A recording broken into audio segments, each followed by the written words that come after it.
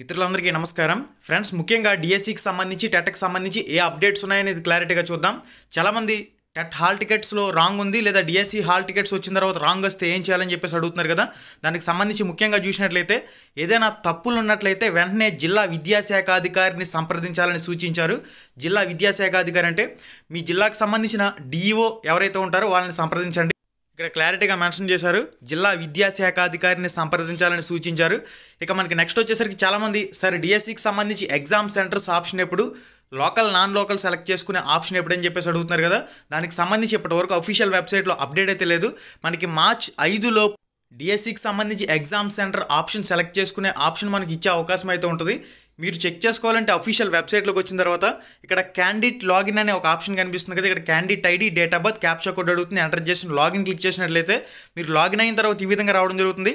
ఇక్కడ home candidate services అని చెప్పేసి కనిపిస్తుంది కదా. ఇక్కడ లెఫ్ట్ సైడ్లో ఒక బటన్ కనిపిస్తుంది. ఆ బటన్ మీద క్లిక్ చేసినట్లయితే హోము క్యాండిడేట్ సర్వీసెస్, ఈ క్యాండిడేట్ సర్వీసెస్ దగ్గరే మనకి వెబ్ ఆప్షన్లకు సంబంధించి, డిఎస్సికి సంబంధించి, ఎగ్జామ్ సెంటర్ సెలక్షన్కి సంబంధించి, లోకల్ నాన్ లోకల్ డిసైడ్ చేసే ఆప్షన్కి సంబంధించి ఏదైనా అప్డేట్ వస్తే ఇక్కడి నుంచే మీరు సెలెక్ట్ చేసుకునే అవకాశం ఉంటుంది. కాబట్టి మీరు కూడా వెబ్సైట్లో ఈ విధంగా లాగిన్ అయ్యి చెక్ చేసుకోవచ్చు.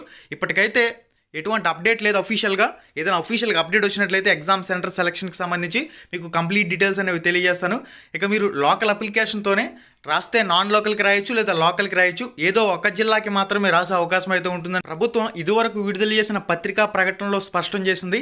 అది మెగా డిఎస్సి, ఇది దగా డిఎస్సి అంటూ కూడా తెలంగాణకు సంబంధించి మనకి కథనం అయితే ఈనాడు న్యూస్ పేపర్లో మెయిన్ ఎడిషన్లో పబ్లిష్ కావడం జరిగింది. తెలంగాణలో 11,000 పోస్టులతో డిఎస్సి, ఏపీలో కేవలం ఎస్జిటి 2,000, స్కూల్ అసిస్టెంట్ 2,000, 4,000 పోస్టులు, మొత్తంగా 6,100 పోస్టులతో ఆంధ్రప్రదేశ్లో దగా డిఎస్సి అంటూ మనకి దీనికి సంబంధించి ఒక ప్రత్యేక కథనం అయితే పబ్లిష్ కావడం జరిగింది.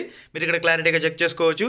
ప్రపంచ బ్యాంకు నుంచి లోన్ తీసుకుని డిఎస్సి ద్వారా భర్తీ అయ్యే ఉపాధ్యాయ పోస్టుల భర్తీకి సంబంధించి మానవ వనరులపై ఆదాయ వనరులు ఖర్చు చేయవలసి వస్తుందని చెప్పి ఇక్కడ డిఎస్సి టీచర్ పోస్టుల భర్తీకి సంబంధించి ఏదైతే ఎంపికైన అభ్యర్థులు ఉంటారో వీళ్ళకి అప్రాంటిస్ అనే ఒక విధానాన్ని తీసుకొచ్చి అభ్యర్థుల్ని ట్రెజరీతో లింక్ చేయకుండా వీళ్ళని అవుట్ సోర్సింగ్ ప్రాతిపదికన ఉద్యోగుల కింద పరిగణిస్తారు 2 సంవత్సరాల పాటు.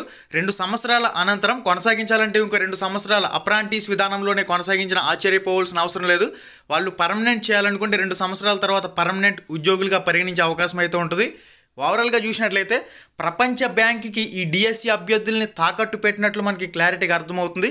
ఎందుకంటే మానవ వనరుల మీద ఎటువంటి ఆదాయ వనరులు ఖర్చు చేయమని ఈ భర్తీ నోటిఫికేషన్కి సంబంధించి 6,100 పోస్టులకి కూడా దగా డిఎస్సి అంటూ కూడా దీనికి సంబంధించి ఒక ప్రత్యేక కథనంలో మనకి క్లారిటీగా పబ్లిష్ చేశారు. ఇక కోర్టు కేసు విషయానికి వచ్చినట్లయితే ఏదైతే ట్రైబల్ వెల్ఫేర్కి సంబంధించిన పోస్టులు ఉన్నాయో 500కు పైగా పోస్టులు, వీటికి సంబంధించి ట్రైబల్ వాళ్ళకి స్పెషల్ రిజర్వేషన్ ఇవ్వాలని చెప్పేసి దీనికి సంబంధించిన కోర్టు కేసు అనేది మార్చి 4వ తారీఖు వాయిదా పడింది. కోర్టు ఈ విధంగా నాంచుడు ధోరణితోనే వ్యవహరిస్తుంది. ఇటు పక్కన ఎగ్జామ్స్ అనేవి వచ్చేస్తాయి. ఈ కోర్టు కేసుకు సంబంధించి, కోర్టు అప్డేట్స్కి సంబంధించి ఎవరు కూడా ఎదురు చూడవలసిన అవసరం లేదు.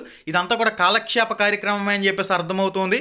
ఇటు హైకోర్టు, ఇటు ప్రభుత్వం ఏకమైనట్లు మనకి స్పష్టంగా అర్థమవుతుంది. కాబట్టి మీ ప్రిపరేషన్ మీరు కొనసాగించుకోవాల్సిన అవసరం అయితే ఉంది. ఓకే గైస్, ఇప్పటి వరకు ఉన్న సమాచారం అయితే మరింత అప్డేట్ ఇన్ఫర్మేషన్ ఏదైనా వస్తే తప్పకుండా మీకు కూడా తెలియజేసే ప్రయత్నం అయితే చేస్తాను.